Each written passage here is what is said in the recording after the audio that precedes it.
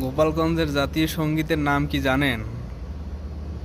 গোপালগঞ্জের জাতীয় সঙ্গীতের নাম হচ্ছে ওরে মাগো ওরে বাবা গো, ওরে মারে ওরে বারে, ওরে বাবারে ওরে মারে।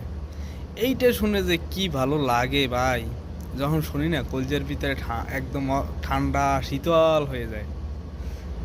কি যে ভালো লাগে রে ভাই, বুঝাতে পারবো না। এরকম আরও গান শুনতে চাই। সেনাবাহিনী ভাইদেরকে অনেক অনেক অনেক অনেক ধন্যবাদ।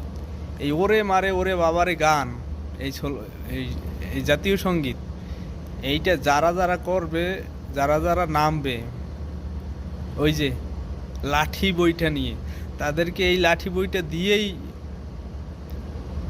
জাতীয় সঙ্গীত শুনাই দেবেন। জাতীয় সঙ্গীত কি? ওরে মারে ওরে বাবারে। আহ, কলজে জুরানো আওয়াজ রে ভাই, সত্যি অনেক ভালো লাগে, সত্যি অনেক ভালো লাগে। কিসের জন্য, কি দরকার? তোরা কি মনে করছিস এটা পুলিশ?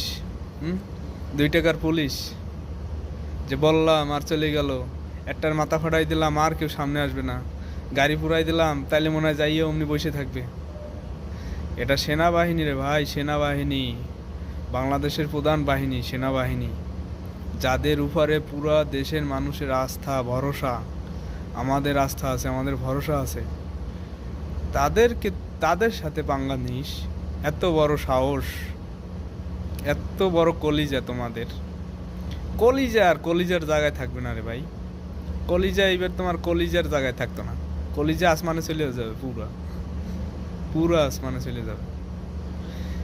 কাদের সাথে পাঙ্গা নিয়েছে তুমি টের পাওনি এখনো? আরে বাবারে, আমি এই লিক ওই লিক, এই সেই অমুক সমুক। তোর লিক, তোর লিকের গুল্লি মারি। লিক, তোর লিক কই যাবে এখন? ডাইনোসরের মতো পৃথিবীর থেকে যাবে বিলীন হয়ে। তুমি এই লিক সেই লিক, এই সেই, আরে বাবারে কি ডায়লগ, কি মনে করে নিজেদেরকে এখনো। সেনাবাহিনীর ভাইদেরকে অনেক অনেক ধন্যবাদ, এবং এদেরকে কঠোর হাতে দমন করতে হবে, কঠোর হাতে। এই এখন বর্তমানে বাংলাদেশে ছাত্ররা অনেক কষ্ট করে, অনেক রক্ত ঝরিয়ে নতুন একটা স্বাধীনতা বাংলাদেশে আনছে। নতুন একটা পথের দিকে বাংলাদেশ মাত্র হাঁটা শুরু করছে, মাত্র পা রাখছে, এখনো হাঁটা শুরু করেনি। ধরতে গেলে মাত্র পা রাখছে। নির্দেশনা হচ্ছে যে কোন কোন পথে হাঁটলে বাংলাদেশটা সফলতার দিকে এগোবে। সেইটার ভিতরে তোমরা একটা হই জই উরুস্তুল কাণ্ড লাগিয়ে তোমরা পুরো দেশটাকে আবার একটা, মানে কি বলে, হট্টগোলের মধ্যে ফেলে দিতে চাও। সেনাবাহিনী ভাইদেরকে অনুরোধ, বেশি বেশি অনুরোধ, এদেরকে এমন শায়েস্তা দিবেন, এমন এমন কষা কষবেন, কষার চোটে জানি এরা মনে করেন যে পৃথিবীতে যে লীগ গোষ্ঠী ছিল কোনো, এই নামই ভুলে যায়। ডাইনোসরের মতো যেন বিলীন হয়ে যায়। লীগ না, শুধু কোনো দলের কোনো মিছিল মিটিং এই মুহূর্তে রাস্তাঘাটে দেখতে চাই না। হ্যাঁ, মিছিল মিটিং যারা দল আছে, যারা যখন নির্বাচন আসবে তখন সেটা সেই সময়ের কথা। তো এই মুহূর্তে দেশের পরিস্থিতি খুবই খারাপ। পুলিশেরা ডিউটি করতেছে না, আমাদের ছাত্র ভাইরা তারা ট্রাফিক কন্ট্রোল করতেছে এই কতদিন ধরে। তারপরে এখনও সব কিছু গুছিয়ে আনতে পারেনি। একটা সরকার চলে গেছে, এখন নতুন করে আবার সব কিছু গুছিয়ে আনতে একটা সময় লাগে। এর ভিতরে তোমরা তাল গোল পাকিয়ে, হট্টগোল পাকিয়ে পুরো দেশটাকে আবার একটা অশান্তির ভিতরে ঢেলে দিতে চাও না? এদেরকে এমন ওসানোর দরকার রে ভাই, এমন ওসানো বলে আর বুঝাতে পারতেছি না। ঠিক আছে, তো সেনাবাহিনী ভাইদের উপরে অনেক অনেক ধন্যবাদ, অনেক অনেক আস্থা আমাদের। তারা এগুলো খুবই কঠোরভাবে দমন করবেন, খুবই কঠোর গুরুত্বভাবে তারা এগুলো পালন করবেন। আর তাদের সাথে পাঙ্গা নিয়ে ভাই, ওই লিগ লিগ বললে এখন আর কাজ নাই ভাই।